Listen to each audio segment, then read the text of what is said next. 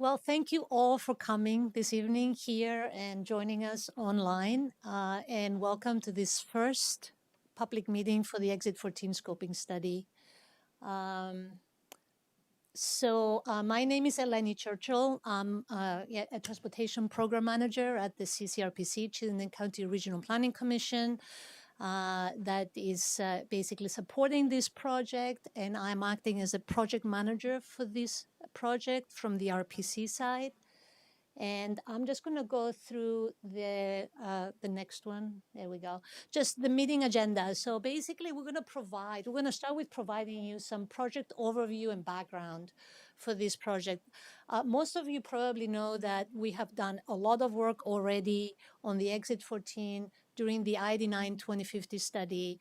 And we have looked at issues, we analyzed data, we developed some preliminary alternatives. So we're not starting from scratch and from, zero here. We have a lot of information already. We did a lot of outreach and public meetings already.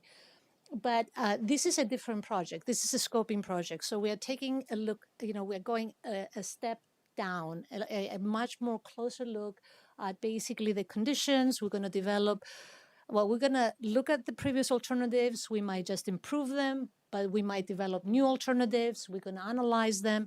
And hopefully at the end of this process and with the public's comments, we're going to have a preferred alternative, locally preferred alternative to actually recommend to the Vermont Agency of Transportation for their, consideration.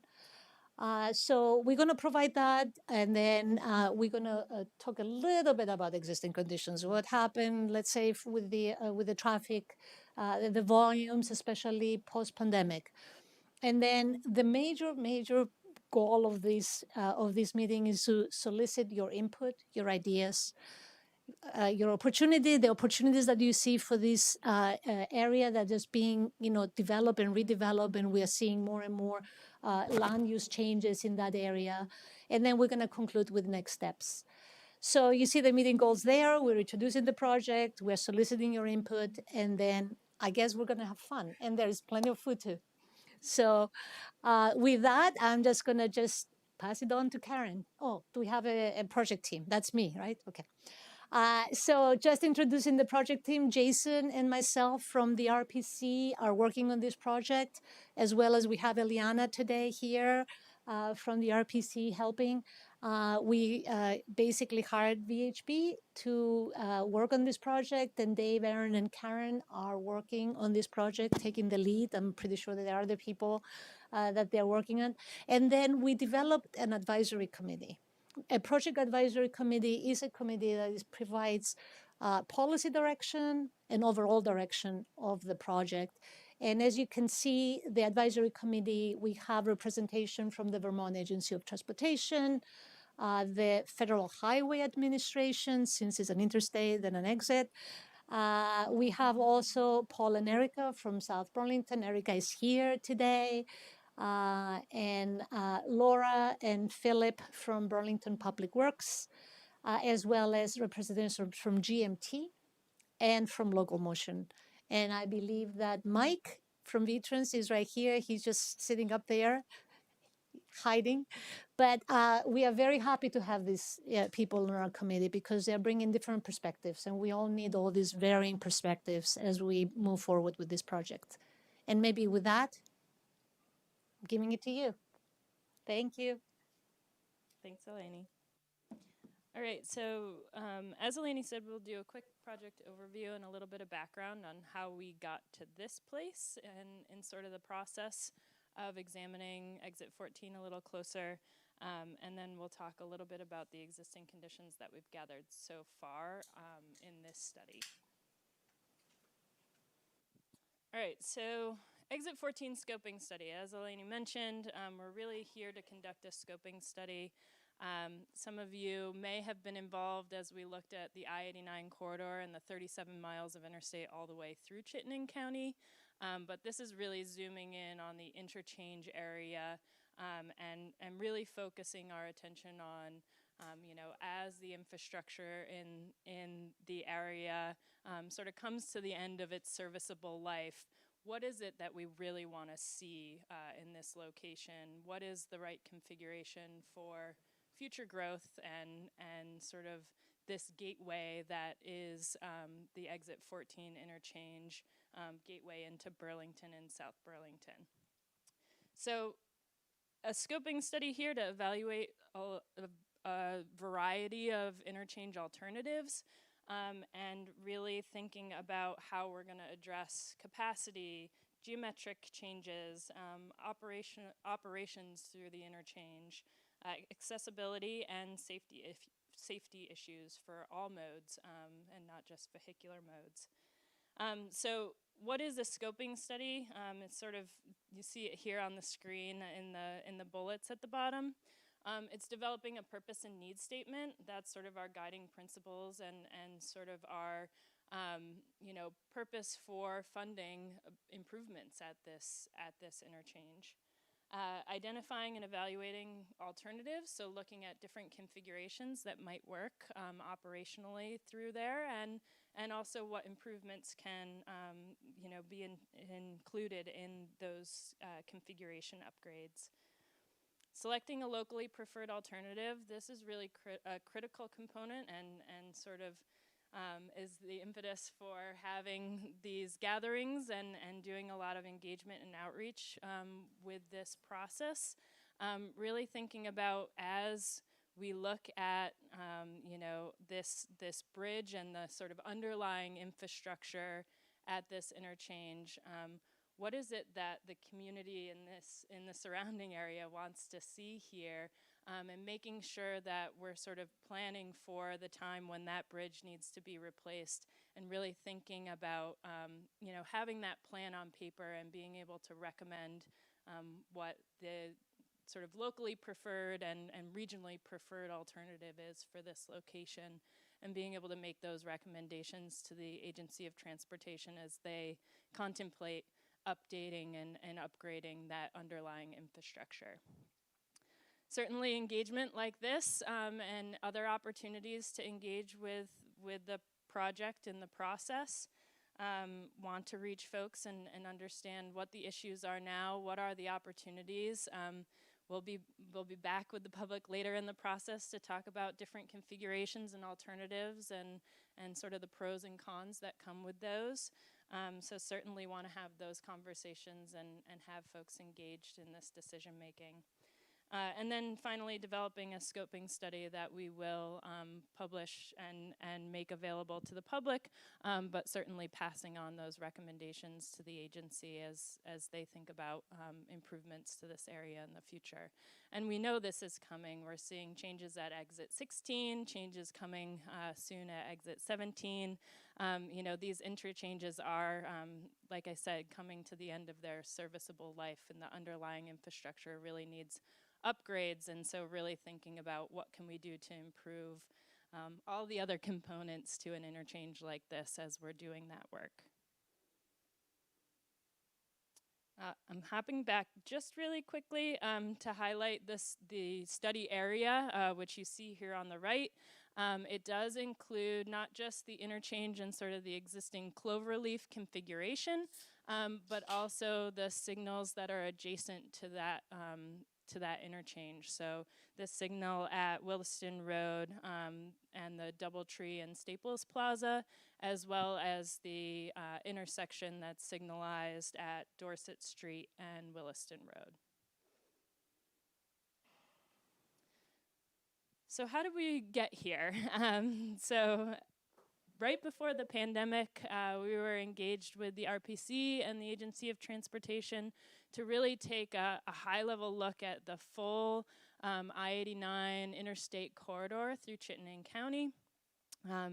Did a lot of public engagement around that, wrapped up our first set of public meetings just as the world shut down in March of 2020.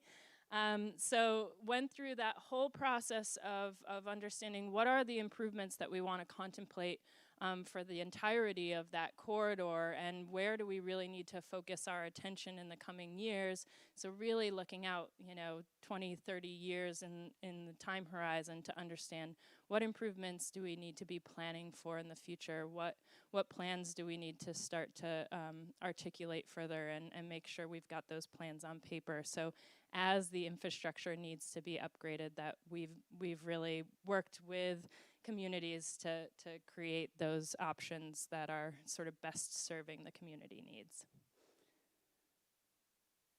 And on the right in the last slide, and on the left here on this slide, you see the sort of cover of that report. Big comprehensive report, again, looking at all 37 miles of interstate corridor through the county. And as part of that, we set out an action plan or a blueprint for really what needs to come for that corridor over the next 20, 30 years.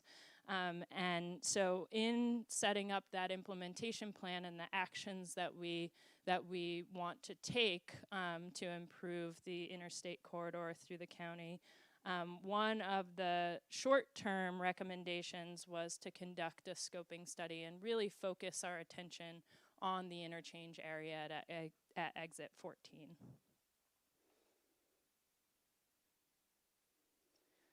So as part of that study, we did identify a number of issues, both through the engagement and through some existing conditions review and examination. Really started to identify some of the challenges with the current configuration and operationally sort of what's happening there today. The first, looking at safety, there are high crash locations that sort of flank both sides of this interchange. So a segment along Williston Road and towards Main Street into Burlington is a high crash segment, as well as the intersection of Dorset and Williston. I'm sure folks in this room and probably on the virtual space understand the challenges of navigating that intersection and some of the congestion challenges that occur there. So certainly some safety aspects to this area that we want to examine further as part of this scoping. There's a number of uncontrolled crossings for bikes and peds through the interchange area that make it particularly challenging for those that are trying to navigate this area via active modes. So certainly another thing that we're looking at in terms of those conflicts and improving the safety for folks that are trying to cross the interstate here along Williston Road. And making those crossings at those free flow ramp connections. Operationally, certainly there's the tight spacing between the northbound off-ramp and the Dorset Street signal. Makes for a really tough queuing there. I was navigating that just this morning and was challenged by sort of being stuck in the in-between space. So it's definitely a tough spot. And folks that are familiar with the area, certainly, I'm sure you have all seen the challenges there.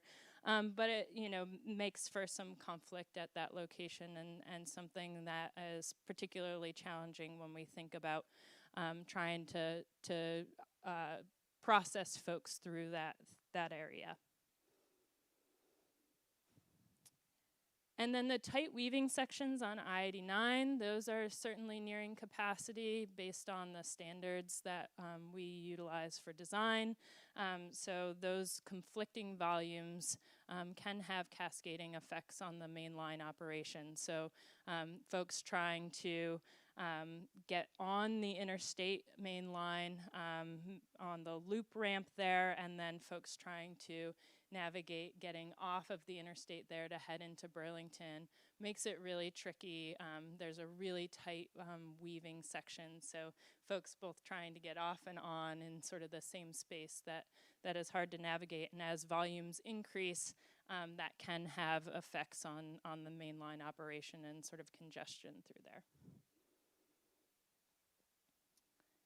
And then in terms of geometry, we did look at all of the interchanges along the corridor through Chittenden County, and we're looking at how those ramp acceleration and deceleration lanes were set up against current standards, and really just trying to identify those places that if they were designed today to current standards, where places would be deficient. So it's that feeling that you're getting on the interstate and you don't feel like you have quite enough length to speed up to meet the folks that are on the main line, or those places where it feels really abrupt getting off on an off ramp.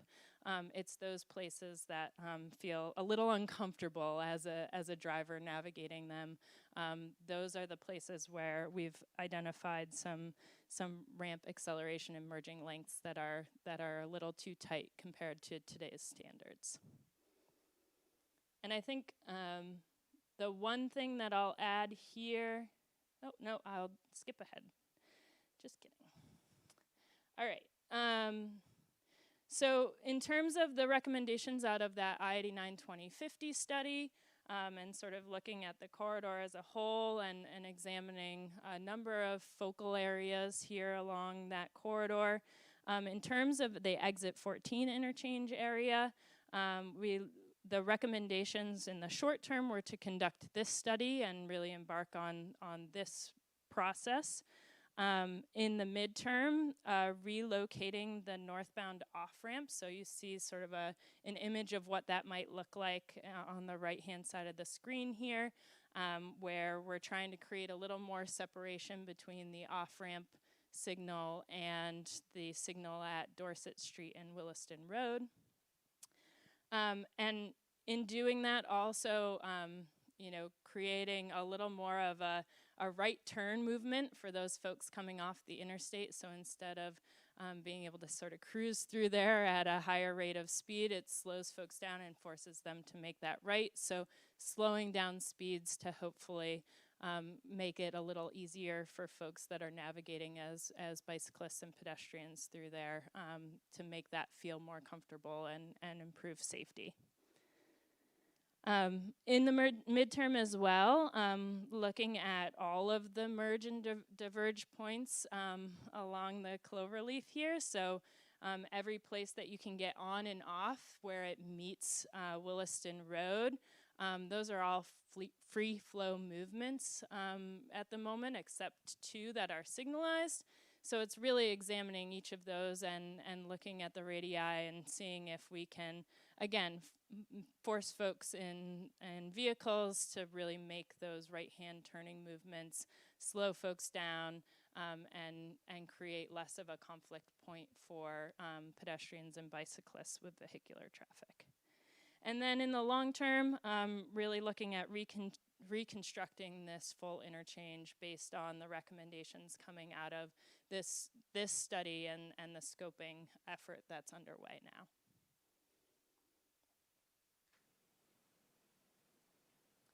So we'll step into just a little bit on existing conditions that we've gathered so far, but then I'm going to turn it over so that we can have a conversation and hear from folks both here in the room and in the virtual space about what you see at Exit 14. So lots of data and numbers here on the screen, but really the message here, we wanted to take a look at what are the volumes of traffic that we should really be thinking about accommodating at this interchange into the future. Having gone through the I-89 2050 study process and the pandemic hitting very early in that process, sort of made us think a little bit differently about how we're projecting volumes out into the future and how we want to think about accommodating future growth in this area. And so we wanted to take a fresh look as part of this scoping study process to look at what should we be accommodating with the sort of conceptual designs and alternatives that we're looking at for the interchange area. So looking at the data, the blue bars here representing the actual count data just north of exit 14 on the interstate. There's a continuous counter there. So we have lots of information about how many vehicles are sort of coming and going north and south on the interstate. And of course, as you can see, the orange lines sort of represent the pandemic as the world shut down. Certainly, the activity on the interstate reduced pretty significantly. And then we really wanted to understand, have we rebounded back to sort of 2018, 2019 volumes on the interstate and you know, as a proxy to understanding what's happening at exit 14 in terms of volumes that we need to accommodate. And as you can see, those green bars sort of post-pandemic, or sorry, the last orange bar there, post-pandemic in 2023, we really haven't reached back up to the sort of trend line over time had we sort of not had the world shut down and not sort of changed our patterns in terms of travel in the area. So we really haven't rebounded back up to those 2018, 2019 volumes on the interstate and through this interchange. And you know, as we project out, we are using what the Agency of Transportation recommends in terms of a growth over time. So 8% over 20 years is the forecast right now for the area. So pulling that trend line out into the future is still going to get us to a place where we're just basically reaching the sort of 2018, 2019 volumes. So something to be thinking about as we're looking at alternatives and looking at what we need to accommodate here in terms of future traffic and future growth. That's sort of where we're headed in terms of accommodating folks. Yeah, question in the back. Is this an okay time to ask a question? I might ask that we get you a mic just so that the folks in the virtual space can hear it.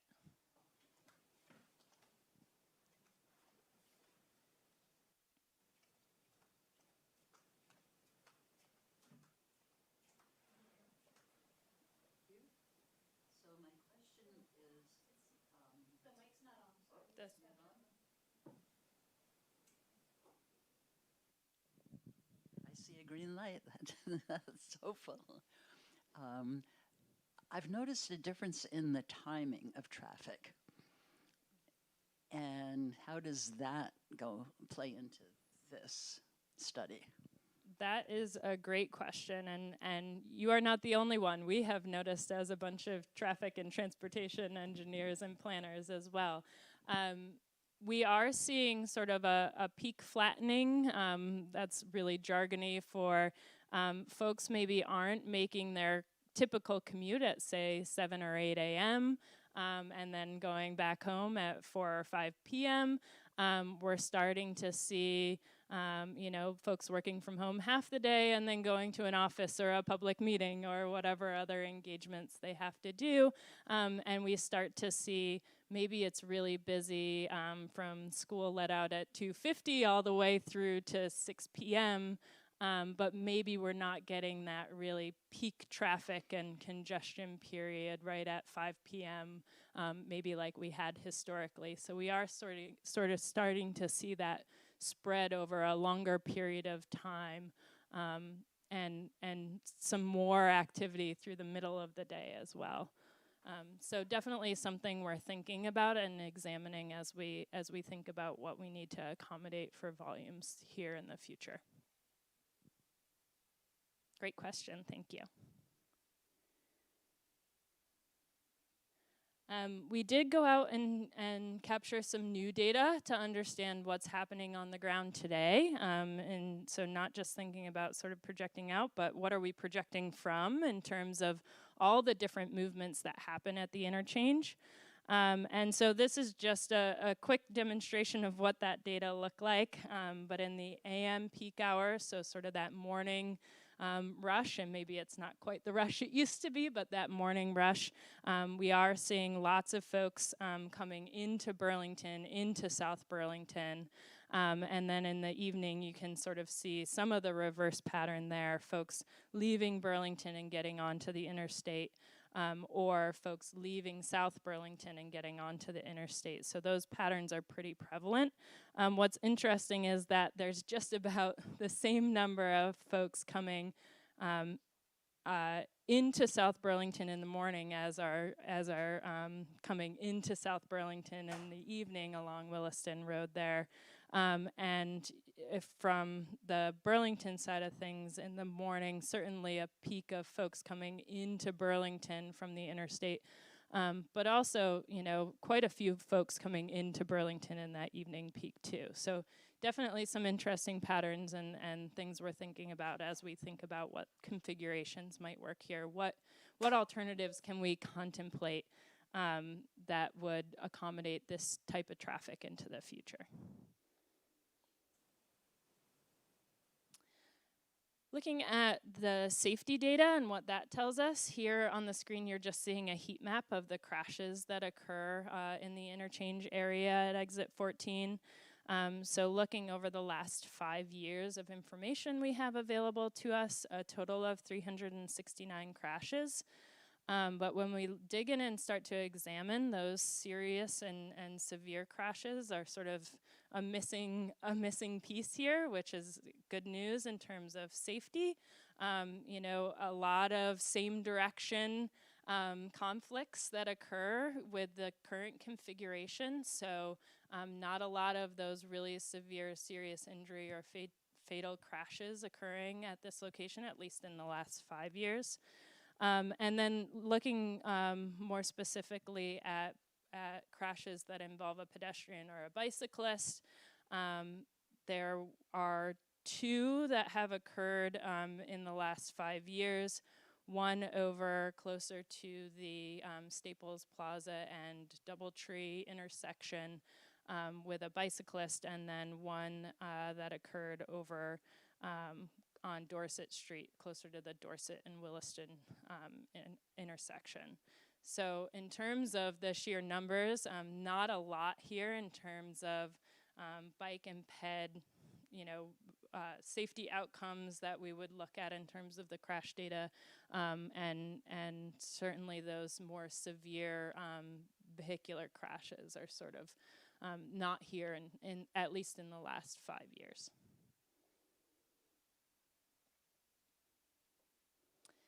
Then looking at the bike and pedestrian infrastructure in the area, just here highlighting some of the different types of infrastructure and accommodations that are made through the area. There are some existing bike lanes. There are shared use paths, especially along Dorset Street and connecting into the interchange area.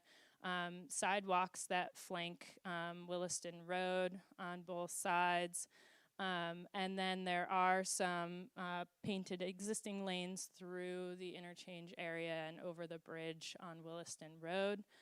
But as we discussed before, sort of those conflict areas with those high-speed ramp movements are one place that we're looking closer at in terms of what's actually there for the physical infrastructure. One thing that we are highlighting here on this map is also the alignment of the new bike ped bridge that is I know anticipated for the area, and we're really thinking about that as we look at different alternatives and configurations.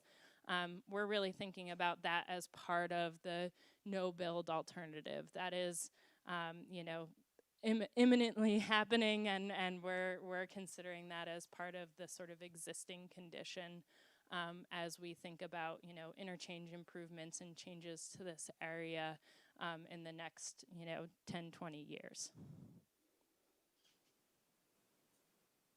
And just to highlight that again here, this is just a more recent update to the design that's taking shape for that bridge. So you sort of see the clover leaf of the interchange in the grayed out background here, and then what that looks like connecting to Williston Road on both ends, but also into some of the adjacent areas on both sides of the interstate to make some connections through here from a bike and pedestrian standpoint. And then getting back to that idea of sort of this interchange as being a gateway and a hub of activity in the middle of, you know, our most populated area in the state here. It really does serve that, and there's a lot of development that's being contemplated in the immediate area surrounding the interchange. So just taking a look and examining that, and what does that mean in terms of, you know, what we need to be thinking about for accommodating folks at the interchange. So up sort of to the left-hand side on the screen here, the RPC will be embarking on a Main Street and jug handle bike and pedestrian study, so really examining Main Street all the way down to, I believe, South Union Street. Yeah, so really thinking about that whole corridor and how that interacts with this interchange area and what the changes that are anticipated are there. UVM just paused a student housing development over by the Doubletree, but there are some other changes to the Doubletree that are being contemplated. So, you know, an area that has already been targeted for some development. So we anticipate probably some development happening there into the future here. The yellow lines, both to the left-hand side and the right-hand side of the screen here, future public streets that are part of the plan here in South Burlington. So there are some connecting public streets that'll make more connections through this area that don't exist today. So both through the Staples Plaza and into the housing that's just south of there, and then over through the newly developed Holiday Inn parcel and up towards where like the Windjammer is and beyond. So some more public streets that are coming to sort of make more connections through the area.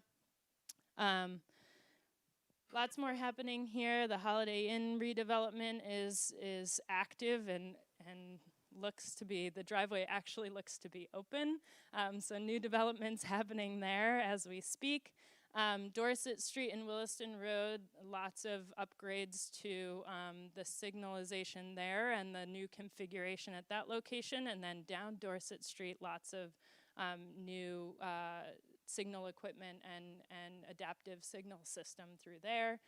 So how that interacts with this area is certainly something we're contemplating. And then, you know, anticipate in the future some redevelopment of the U-Mall parcel. And as we spoke about before, definitely that long anticipated east-west connector bridge for bikes and peds just south of the interchange.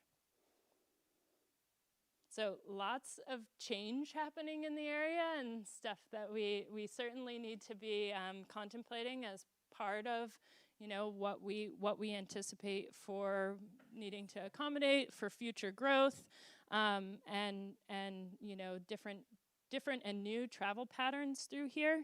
But with that, I'm gonna pause my piece and turn it over to Dave to help facilitate some conversation with the folks in the room here and hopefully with folks in the virtual space.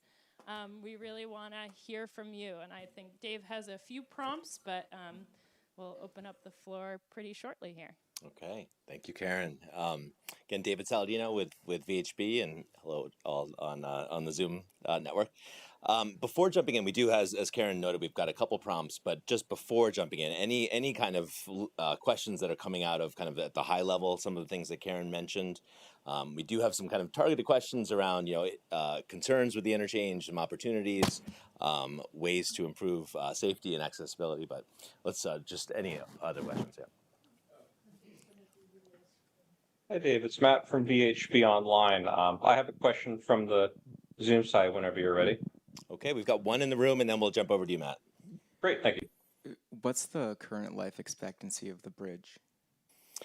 It's a good question. It's there's no definitive answer. I will let's see. I will turn to our resident structural engineer who has looked at the latest bridge sufficiency rating.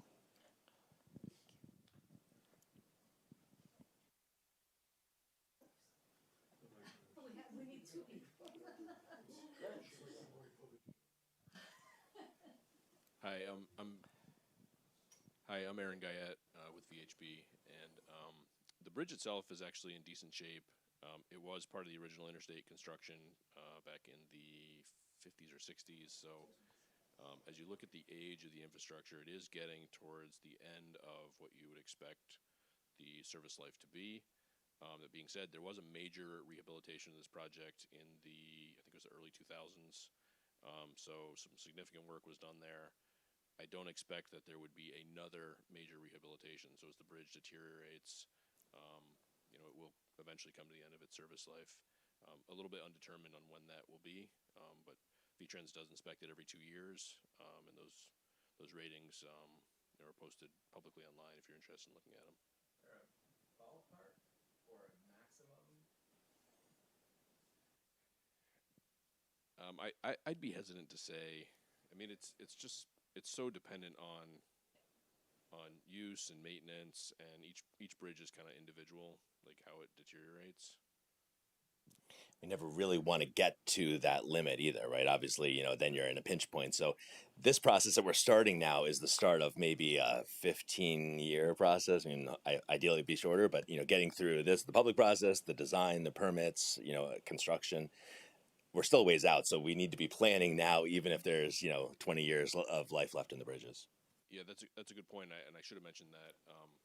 The value of this bridge to the economy, to the area, to the state is such that VTrans, the owner of the bridge, would never want it to be to that point where it gets posted or is potentially being closed. So that does certainly come into consideration when looking at planning for new infrastructure or replacement infrastructure.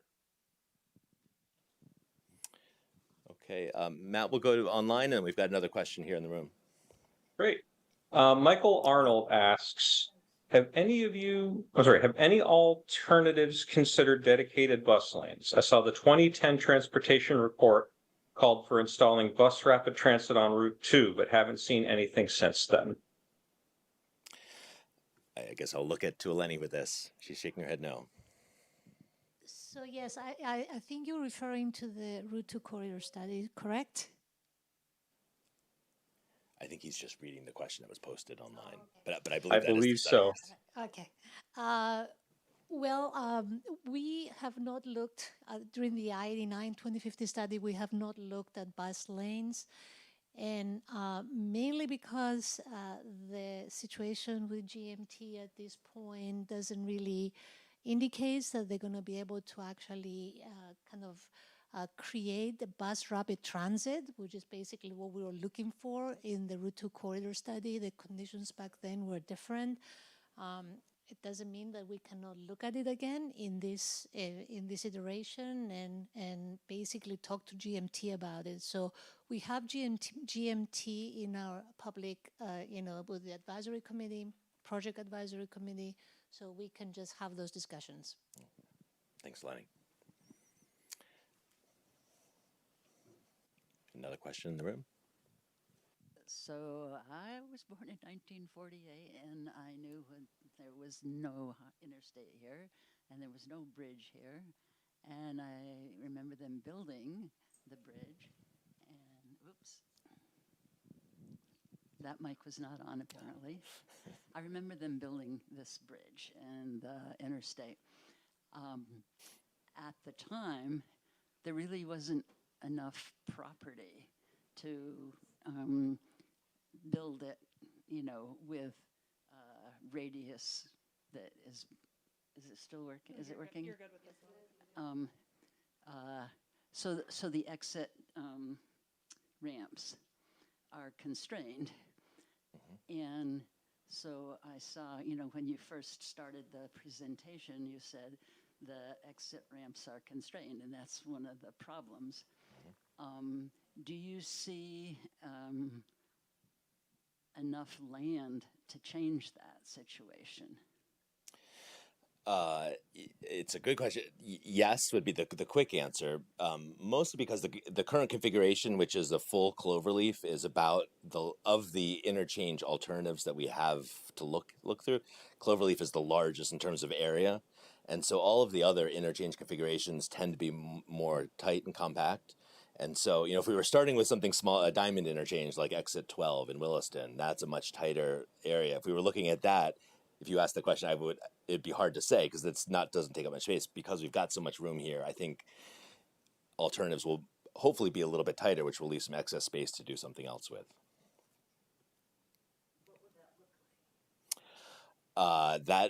So what would an alternative interchange look like? Similar, like a diamond interchange, if you can picture the Williston exit, where you kind of, instead of having the loops when you get off, you just get off on a straight shot and you've got your signals there. So it brings everything very tight in. So that a diamond interchange is a very tight configuration. So that would be an example. Then you'd have all those circles freed up, basically, to do maybe some stormwater treatment or something else in those areas if we wanted to.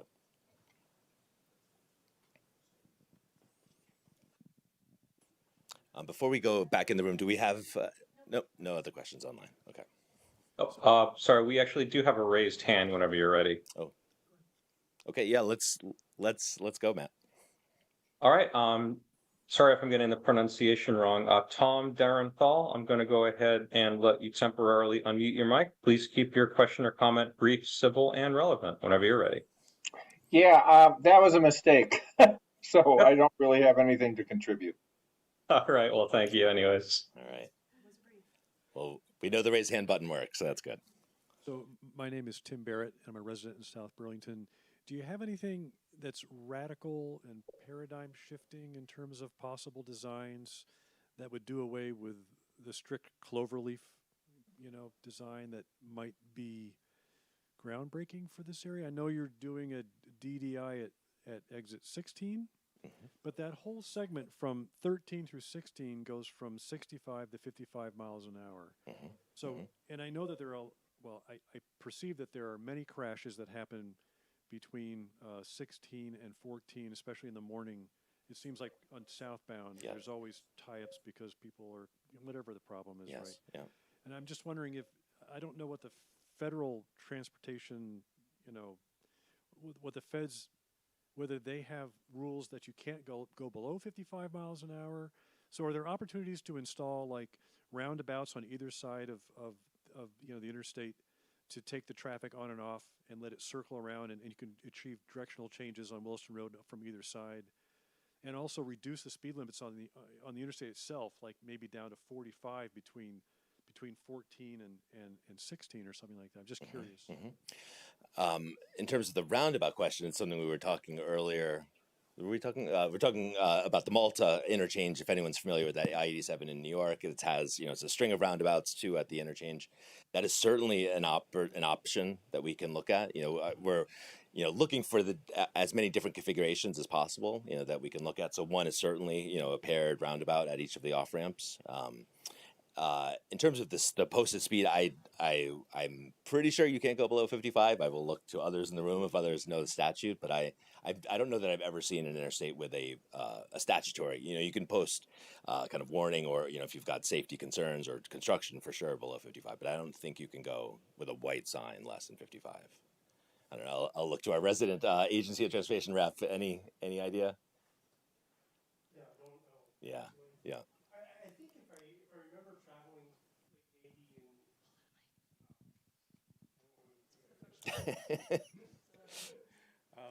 if I remember correctly, in some areas of larger metropolitan areas, you can go down to speeds lower than 55, but I believe they're geometric constraints that initiate that, not necessarily a situation like this. Yeah. Okay, and even the 91 just north of Springfield, there's a big bend that's 50, right? Yeah. So there you go. Yeah. Oh, okay, 81 through Syracuse. The question is, does anybody drive it at 40? Yeah. Yeah. Well, another question in the room? Yeah, I wanted to reiterate the bus comment. If this bridge is 65 years old, and we might be looking at 15 more years before it's replaced, that's an 80-year life. And so if we don't plan to have space for bus rapid transit, then what we're saying is that we won't have bus rapid transit for 95 more years, in a sense. And so that is so much time into the future that even if it's not installed when the bridge is built, leaving the amount of space appropriate for it seems to be like a really safe thing to do. Because even if it never gets used, then, you know, maybe it can be medianed and mounded with dirt and have something grown on Landscaping it. or something. You know, like just other things. And I know that width adds cost to these kinds of projects, but it would be so much more cost prohibitive to add bus rapid transit lanes in the future, and possibly impossible. So I wanted to add that. I had some other comments about speeds, right? Because people coming off the interstate are just conditioned for a faster speed, and now they're being abruptly stopped and sent on to places where we would like them to go slower. I've noticed, particularly when I think about the northbound off-ramp that approaches Williston Road near Dorset Street, I've actually seen a car try to go around another car at that light because the car wasn't turning right on a red and another car wanted to. They had Connecticut plates, so it's like understandable, but still. And there's no narrowing. It's still very wide. It's more than wide enough to accommodate a semi-truck, but there's nothing that cues drivers to a sense of needing to be brought down and to calm. And what is left of the sidewalks and paths there, I mean, I would really like to see there be no pedestrian infrastructure once the PED bridge is in place, because I don't really see how it can be made safe even if it's brought up to standards. But even so, right, we have all this stuff that's directly against traffic. The painted bike gutter is wearing out, not from bike tires, but from car tires driving over it. There is no jug handling of the sidewalks the way they're supposed to when they cross on and off ramps in the V-Trans manual from 2002. So, not to mention the sightline issues from the guardrail actually blocking the view of pedestrians trying to cross the street, particularly with the northbound ramp as 2 heads east and turns right for that cloverleaf to head north. That's a really bad both dip and turn going on there. So even in like a do nothing option, it would be nice to see those things change to reflect the standards from 2 decades ago, or to have them removed entirely with the completion of the PED bridge, at least on the south side, so that people aren't encouraged to try to shortcut through a dangerous area. Great, those are great comments. Thank you. Thank you. Realizing we do have a couple, maybe it's worth just going through some slides. I think we've covered kind of these issues and opportunities, but we are on the slide. There we go. Yes. So as we were going through, I think we're hearing some of these issues. Anything else in terms of issues, or if there's opportunities, the next slide, or things that we could do to improve conditions here? Anything that we haven't hit on yet? Oh, let's get that. We'll get that on mic so folks can hear it here. I don't know. You know, it is a problem there with Dorset Street coming into 2. Is there any way to reroute Dorset Street to move it further east so that you have a bigger, I don't know what you call it, adjustment? Separation, yeah. Adjustment. Yeah. Anything is possible, you know. That's good, and that has been brought up before, so you know, we'll look into that. Well, let's see. We've got another one here in the room.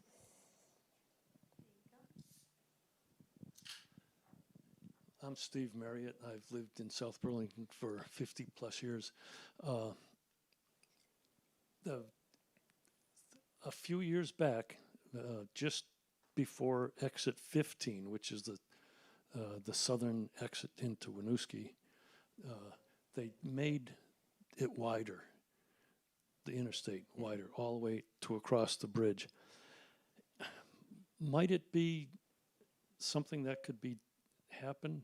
I find when I come in from either side that things get congested between 15 and 14, or between 13 and 14. And if we maybe had a little bit more space or an extra place to go, that it might be safer, because man, when you're at the height of traffic, if you're going through 14, people are getting on and off right under the bridge, and man, you don't have much time to adjust. To weave around them, yeah. Yeah. It's just, yeah, and if there's somehow there was more a way to accommodate the volume, but then we have the trouble with that of people wanting to increase their speed. They're supposed to be going 55. No one ever does. When I go 55, I get honked at. Yeah, and yeah. Especially if there's not a police officer at that turnaround by the UVM. Yeah. We could slow everybody down and make a little more space. That seems like a short-term interim. Yeah. Just so I'm clear, when you say a little more space, do you mean wider lanes or an additional lane? Maybe, yeah, an additional lane, possibly. You know, all the way up to the. So carry those 3 lanes all the way through. The 3 lanes, carry them through. Yeah. Yep. Oh, okay. Thank you. Thank you.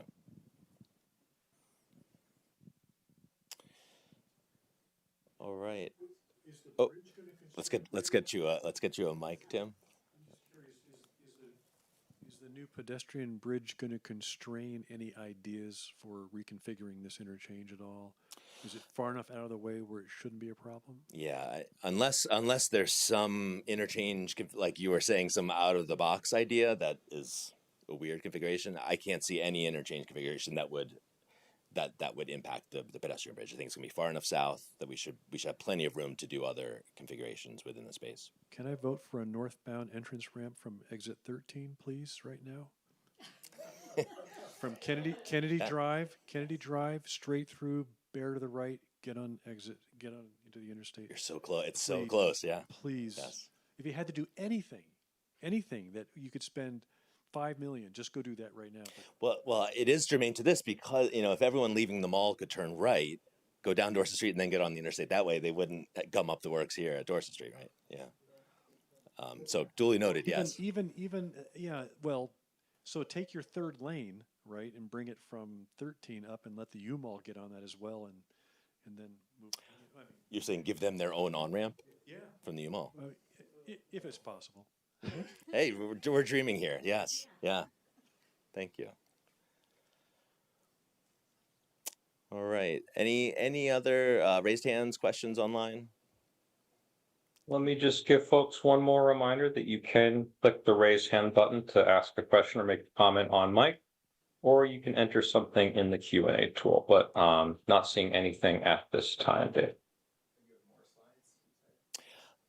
Yeah, well, I think one other slide, and then we'll next steps. Yeah, and I was just going to add for folks in the virtual space, just a reminder that there is a mural. So here in the physical space, we had some maps and boards and opportunities for folks to add comments to those before we started the session here in the auditorium. So just a reminder to pop in and add a virtual sticky to the maps that are available in that mural space. And we will leave that open for about a week, so folks can add their thoughts there if they walk away from this conversation and have ideas that they'd like to share. So please do use that link and add your comment as you see fit. Thank you, Karen. And for those of you on Zoom, I just put that link in the chat one more time in case any of you jumped on a little later. All right, I think we touched on this, but we'll just go around again. If the last one was talk about issues or concerns with the interchange, here's some opportunities. So are there missing connections? Are there opportunities? I think, for example, the bus rapid transit lane, that I would see that more as an opportunity. Anything else come to mind in that area in terms of improvements that could be made? All right. Okay, sounds like we have a raised hand online. Tom, go ahead when you're ready. Okay, thanks. I guess one thing that it seems like is missing, you've mentioned pedestrians and cyclists, but I think it's a lot more complicated than that, because not only do we have pedestrians and cyclists, but we now have e-bikes, we have scooters, we have all sorts of stuff. And what we don't have is a path that can get people, say, from the town center in South Burlington to the University of Vermont or the University of Vermont Medical Center. And that would, I think it needs to be considered how you integrate from the planned bridge to get people to where they're really going, especially if they're coming in and they're trying to go west and they're being dropped off, I think, near the Staples Plaza, which means they have to cross Main Street or Wilson Road to further go west. If they're on a cycle, you're saying? Yeah. Yeah. That is true, and that is a good piece, right? So this can't solve kind of all of the bicycle and pedestrian kind of capacity issues at once. This is certainly resolving the issue kind of between the two ramps, but you're absolutely right. On either side, there will be more work needed to make those connections. There is, I don't know if you caught on the schematic of the bicycle and pedestrian bridge, but there is kind of an exit that ties directly into the University Mall. So folks coming from Staples Plaza don't have to go all the way up to the CVS and then down Dorset Street to get to City Center. They can take that kind of off ramp through the mall and then directly out to Dorset Street. So it's a little bit shorter connection where you then tied into the shared use path on Dorset Street, and then you can head down City Center. So there is a network that will be in place, but you're right. I think making sure that those longer distance connections on either end are there is going to be important. Going west, there are other opportunities as well. If you're on that bike ped bridge and you get off at Quarry Hill, you can work your way up across Spear Street where there is a flashing light, and then you'll be on the UVM campus. And then you have a lot of possibilities to work your way from there all the way back to Main Street, where there are many signalized intersections where you could cross over if you need to. Or you could just end up on South Prospect if you wanted to go down one of the other hill streets. So just you are on the wrong side of the street if you wanted to be going west on Route 2, but Route 2 isn't a very nice street to bike on at all. When you redo the jug handle, which I hope you will do one nice large, formalized roundabout finally, right, and produce some really good usable park area. Yeah. Then that'll give other opportunities as well for bike and ped. Yeah, thank you. Looks like another comment or question in the room. I have so many comments about this. Question though, have you looked at a single point partial cloverleaf design for this? Single point partial. We've looked at a single point interchange. I don't know that I'm familiar with a single point. So you're saying keeping some of the clover leaf ramps in? Yeah. So like the two that are not deficient for their acceleration space, but you would have a point where, let's say the southbound 89 getting off to head east, and then, well, basically where the two clover leaves come together, there actually would be an intersection that allows for a type of crossing that handles the other connection points rather than having the two intersections like a normal one would. Because with a normal one, you still have the issue of the traffic lights being pretty close together. Although I think you still have space to move it a little bit further to the west on there. With like a diamond configuration with a partial clover leaf. The way that they have two lights. The issue is being so close to Dorset Street with one of those lights. But a single point also might work well for the phased reconstruction of a bridge because of its design. And then the other question is like the double trumpet, if you've looked at a double trumpet design for that. I know the two bridges are expensive, but it ends up being almost the same width. It's just a little bit more to spread out the lanes. We have not looked at a double trumpet. We've looked at a couple configurations that involved kind of trumpet off ramps. The diverging diamond interchange was looked at probably in the most detail in this previous study that Karen was referring to, and at a conceptual level, it looked like the best way to phase that in would be 2 bridges. So even with a DDI, it would likely have a second bridge, just to accommodate the movements, and also you can build one while you keep traffic flowing on the other. You'd build one to the south, build one to the north, then decommission the bridge in the middle. Build the one to the north, keep traffic going, close that, or open up the north, and then upgrade the ramps on the south. Yeah. Gotcha. Cool. Yeah. But yeah, we will certainly be looking at every type of interchange configuration. We had Federal Highways, one of their interchange gurus, at a brainstorming event a couple of years ago, and we had some pretty crazy lines on a graphic.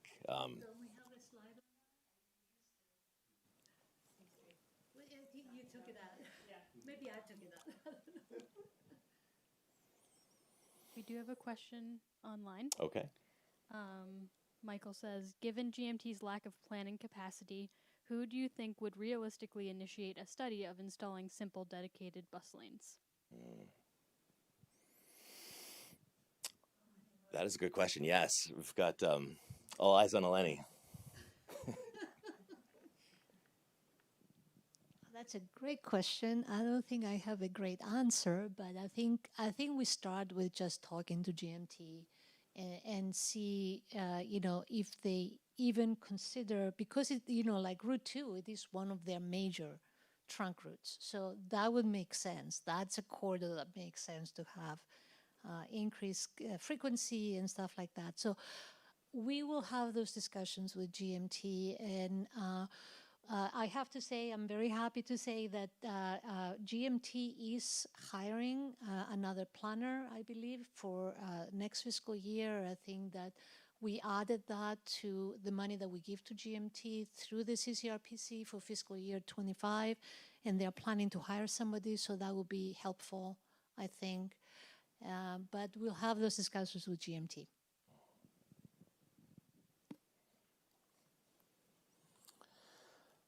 All right.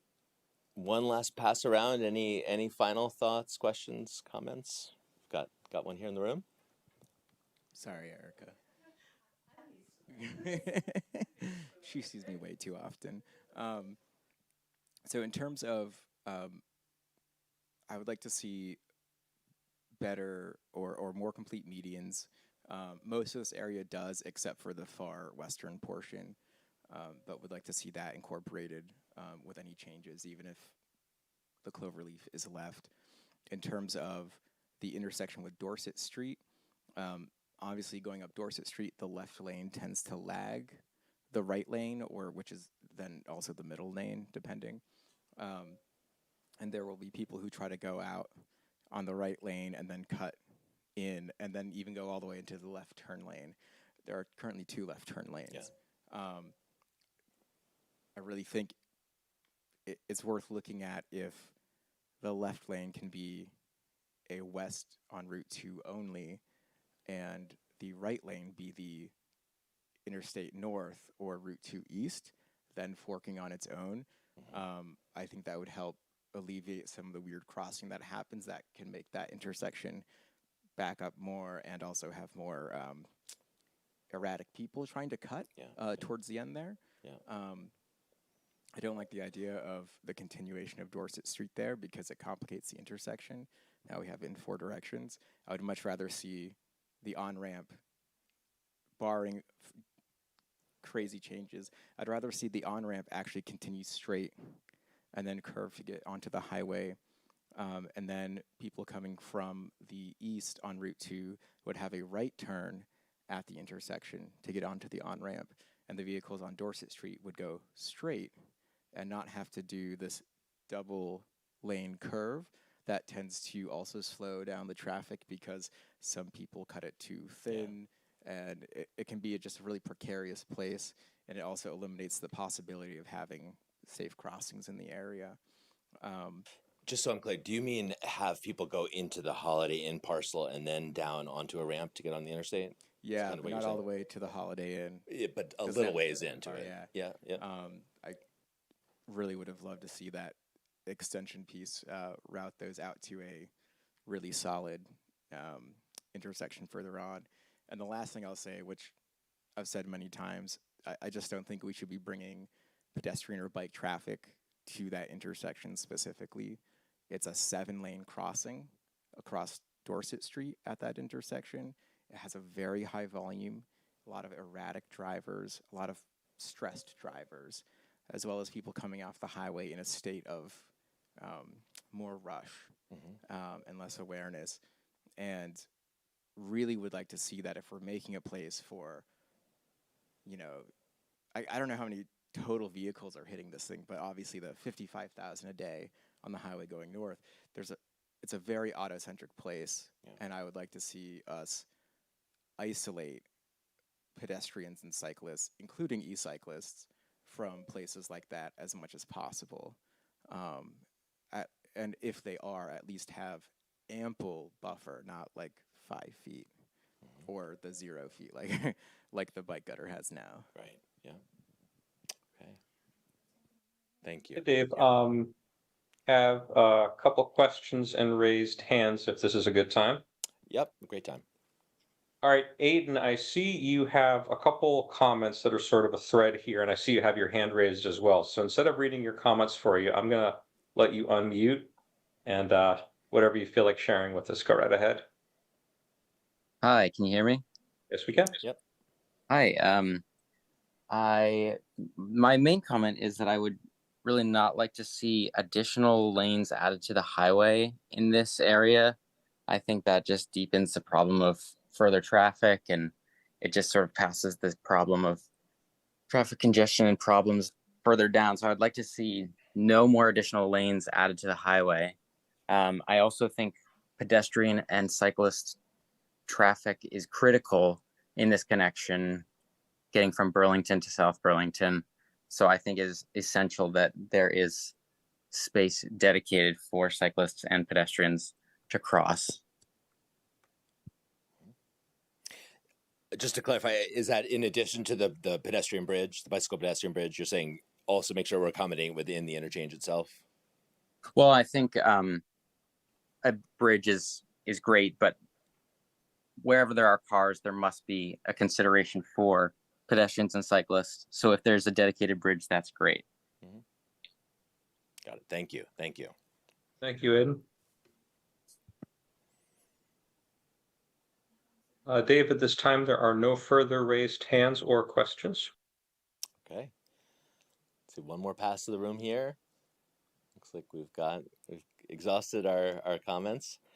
So with that, I'll turn it back over to we'll wrap it up. Karen, we'll go through the next steps. We'll wrap up. Thanks, everyone, and thanks for the conversation. And certainly we can share that mural further, but that will be accessible in the chat from this Zoom session. And we can make sure that that lands on the website as well. So if folks do have thoughts as they sort of part this discussion and want to add a virtual sticky to a board like you see out in the hallway, please feel free to do so and share it with friends, family, folks that might want to be engaged in the conversation. And do feel free to add a sticky on your way out here for folks in the physical space if you want to share comments or further thoughts. Happy.